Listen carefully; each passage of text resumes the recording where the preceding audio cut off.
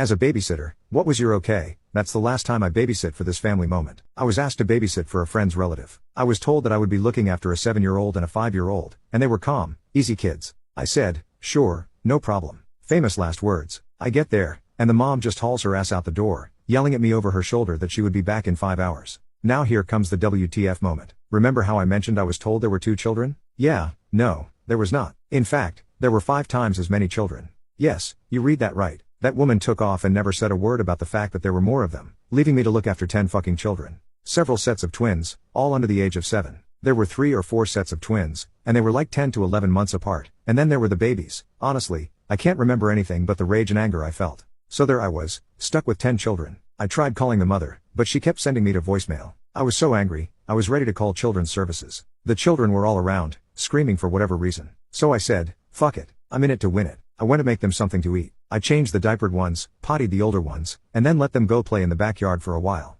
I was still seething with anger over the blatant deception as I cleaned up the kitchen. But it gets better. No, it doesn't. 5 hours later.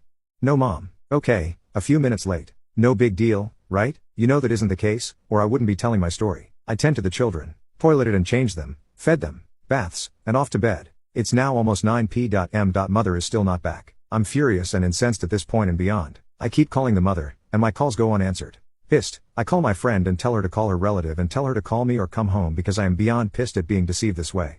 My mother never came back that night, so the next day, I'm at it again. I call everyone in the family, including my friend. No answer, so I said fuck it and called the police. I explained the situation, and they said they would send someone. Nothing. I spent the next day looking after a tribe called Quest and could get no one to relieve me. I was so angry, I couldn't see straight. These children were just a handful. I remember screaming at them to sit down somewhere, and the neighbor heard and came over. I explained the situation to the neighbor. What the neighbor said next shocked me. Oh, she does this all the time, said the neighbor. She lies about how many kids she has because no one would ever agree to look after that many children. The neighbor glanced at me. You know, she might not come back for a few days, they said. She does this so much, no one will watch her children anymore. I couldn't say a word. I ended up stuck with these children for nearly 5 days. I called the police and children's services and made it clear that either they send someone to deal with the situation or I am leaving and the children are on their own. I didn't really mean that. I was just angry that no one is helping me, and I am sick and tired of being there with them. So after 10 minutes passed forever, a cop finally drags their ass over and makes an appearance. There was this lady with them, and they came in to talk to me. In the meantime, I was still tending to children. It wasn't their fault. It wasn't until the children were being loaded into a van that their mother finally decided to make an appearance. She saw the police cruiser and the van and literally freaked out, screaming at them to stop. They ignored her and kept loading the children into the van.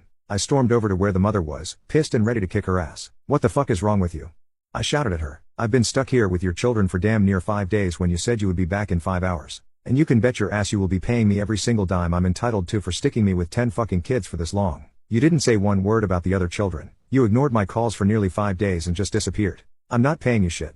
The mother screamed at me. You called the fucking cops to take my children. No, I called because you fucking abandoned them. I shouted back. Just then, a black car pulled into the driveway where we were arguing. It was the husband. He came over to ask what was going on. He was out of town on a business trip, and I told him. The look on his face. Oh man. He pulled his wife into the house. You could have heard him down the street even if you were deaf in both ears. He came back out and approached me. Shannon, I want to apologize for the situation. I was out of town for work and didn't know about this, he said. He then handed me a nice wad of cash, thanked me for staying with his children, and I turned to leave. As I went to my car, I turned back and yelled at her. There isn't a snowball's chance in the 7th circle of hell I'm ever watching your children again.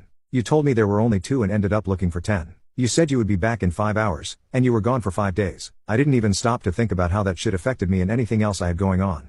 Fuck you. I got in my car and left. Because of that selfish bitch, I nearly lost my job. Luckily, I was able to get the responding officer to explain the situation. My parents had my children and were okay when I explained what happened. And that's not even the fucked up part. The fucked up part is that my so-called friend took her relative's side and ended our friendship. They tried to press charges against me for child endangerment and spread nasty rumors about me. The joke was on them in the end. I cut ties with my former friend, her relative ended up getting a divorce, and her husband took the children. And yes, they blamed me for all that. I don't know what happened to them after that. I cut all of them out of my life. Fuck that bitch.